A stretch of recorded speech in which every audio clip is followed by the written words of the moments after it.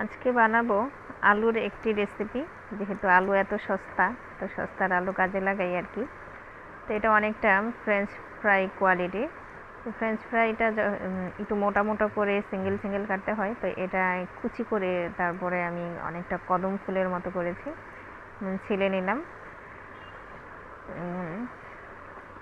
Piece করে, একদম মোটা পিস করে কুচি কুচি কুচি কুচি করে নেব। একটা সাইড একটু জোড়া লাগানো থাকবে, যেমন কদমের শেপটা আসে। এটা আমি করে ফেললাম। আমার অলরেডি কতগুলি কাটা হয়ে গেছে। এমন সাইজ করেছি আমি। তো এটা আমি একটু পানিটা ফুটিয়ে নেব লবণ দিয়ে। সেদ্ধ করবো না, একটু ফুটিয়ে নেব। বলক আসলে নামিয়ে ফেলবো, একটু বলক আসলেই নামিয়ে ফেলবো। তো এই তো বলক এসে পড়ছে।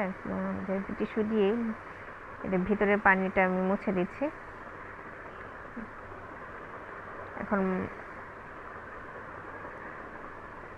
মশলা দিয়ে দিলাম মরিচ গুঁড়া, আর ইনস্ট্যান্ট আমার মশলা ছিল, আমি সেটাও ব্যবহার করেছি আর দিয়ে দিতেছি।